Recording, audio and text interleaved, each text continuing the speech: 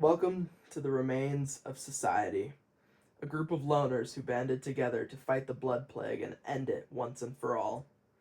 What they didn't know was that the town they started in, Meagher Valley, wasn't the only town that had suffered great losses due to the blood plague, and the town they were in now, they thought was the final town,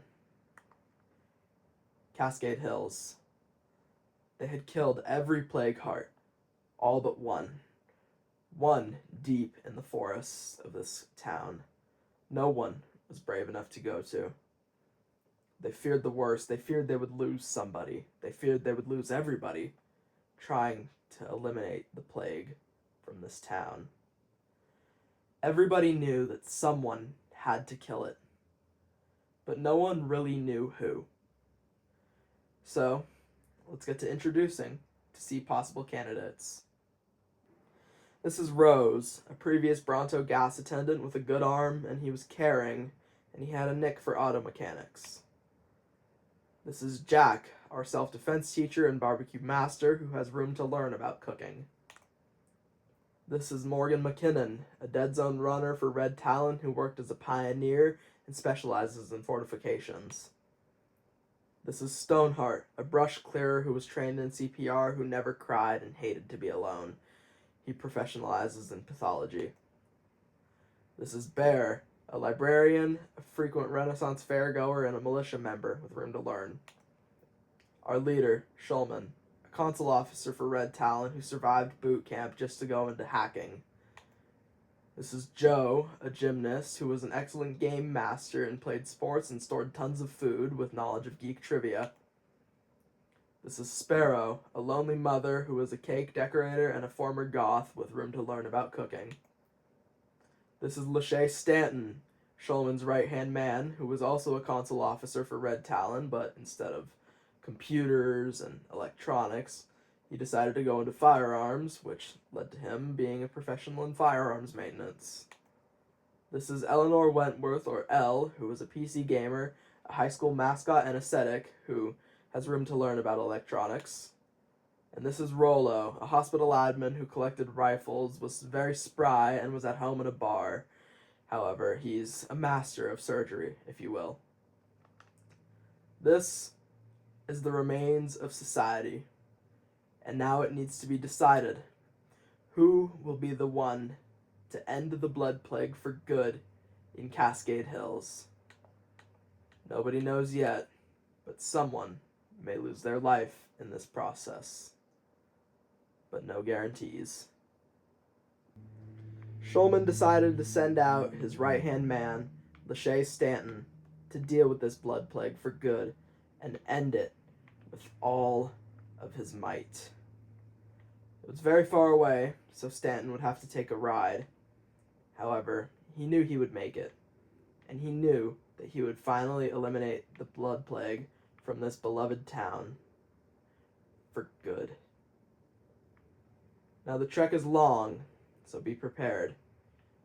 There may even be some problems along the way that Stanton has to deal with, but nothing he hasn't dealt with before. He hears of a Trumbull trader coming through town. He pays no mind to it, as he deems it unnecessary for his group's survival. He keeps on driving to the Plague Heart, even passing up a supply drop, which he normally wouldn't pass up. But this is the last Plague Heart. He needs to get this done, not only for him, but for his group's sake. They rely on him to eliminate this Plague Heart once and for all. The drive continues as the Plague Heart is still 1,000 meters away, and Stanton is more than thrilled, but he is also fearsome that something may happen to him along the way. Everybody over the radio tells him nothing's gonna happen, you'll be fine, we'll be able to eradicate the plague from this town once and for all. He believes them, sure, however, there's this creeping suspicion in the back of his throat that this isn't the only other town with the blood plague, and that they'll need to move on eventually and find more greener pastures and more plague zombies. As the ride continues, Stanton just thinks. He doesn't say anything, but he thinks. He thinks of what his life was before Red Talon, before the fall, before everything. He truly just misses his family, and he wants to go back, but he knows he never can, as, well, his family fell as soon as the outbreak happened. The ride continues in silent thoughts after this.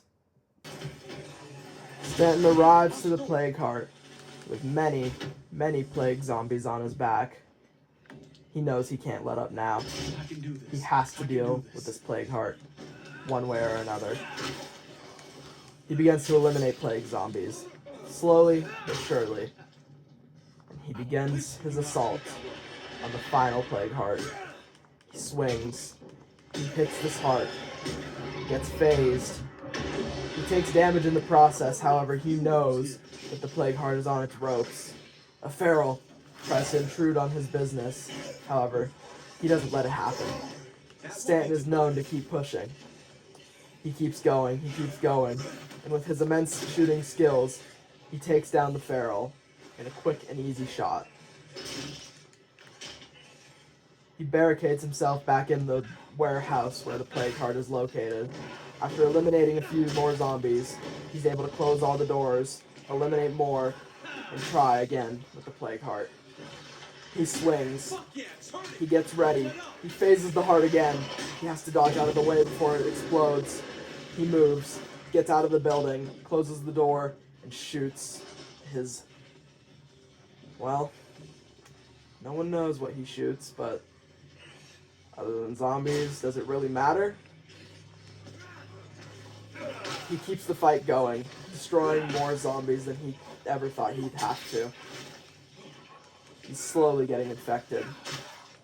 He's more nervous now, more nervous than he's ever been. He knows this is the last plague heart. He knows he has to do something fast. He gets grappled, almost infected. Doesn't end there. Stanton knows he can't go down like this. He attacks the plague heart again, and again, and again, with multiple zombies on his tail. He eliminates it. Cascade Hills is free of the blood plague. He stomps out a few remaining normal zombies before looting the plague heart. He's thrilled. He can't wait to make it back home and tell everybody of his achievement. He opens the plague heart, but he finds a note in the bag of snacks.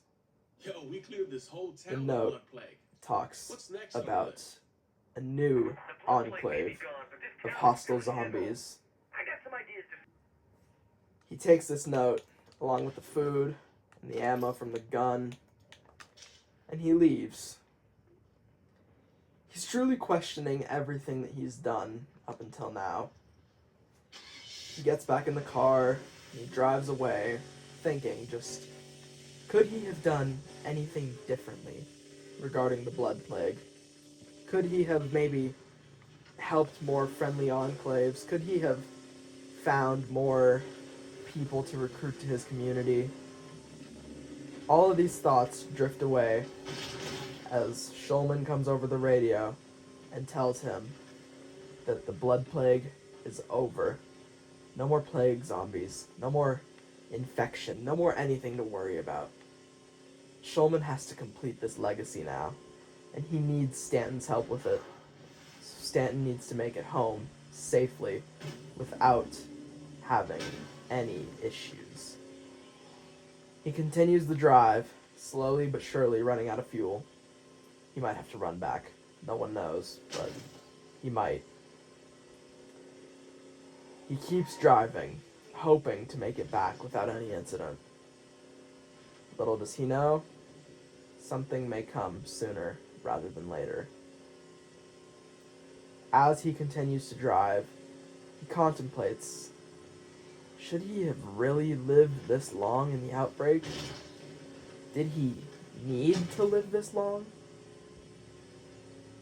He thinks for a moment and then decides on yes. Shulman needs him.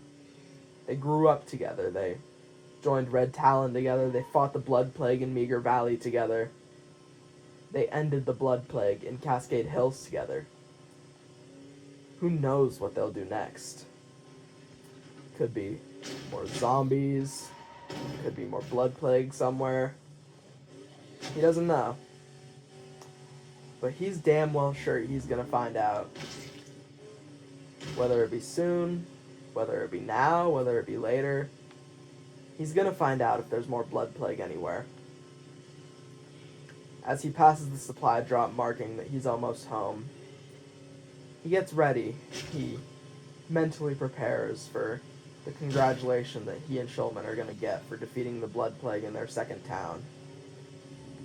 He knows that as soon as he enters Limestone, he's going to be congratulated as not a Red Talon soldier, but a true community member. However, he runs out of gas. Not good. He runs into a juggernaut. The car can't go any farther. He has to get out. He needs to run. But no. Stanton feels an overcoming sense of joy, and he begins to fight the juggernaut. Bullet after bullet, the juggernaut soaks it up. Takes too many bullets. Stanton's gonna run out soon. Can't take much more. He knows the juggernaut's gonna go down, but at what cost? Stanton will do everything in his power to make this juggernaut go down, even if it involves him getting badly hurt and having to resort to his sidearm. Stanton will take this juggernaut down. He grapples it, stabs it multiple times in the head, and brings it down once and for all. However, it's not over yet. There's a feral. Stanton tries to run. He's almost out of ammo. He's not sure if he can make it. He dodges out of the way of the feral. But the horde, it's intruding on him. The feral brings him down again. He begins to swing, hoping that somewhere, something will help him. He swings. He swings again. He begins to run. He gets grappled by the feral. He needs to get up. Stanton needs to do this. He needs to make it back to his community. It's not even very far. It's not that far down the road, Stanton. You have to make it. He runs. He runs. Turns around. Attempts to shoot the feral. He misses. He doesn't want to lead the feral to his base. He knows that's bad. He dodges out of the way. He attempts to climb on top of his van. He makes it. He's almost out of ammo. He can't hit the feral. He begins to shoot at other zombies. He has to jump down. He dodges out of the way of the feral. He busts down his door. He has to hide. The feral will get him. However, it seems that the feral was killed. Who saved him? Who helped him? It was Shulman. Shulman saved his life. And to that, Stanton owes a favor. He doesn't know what he owes Shulman yet, but he owes something. And no matter what, but he knows that the Blood Plague is finally over.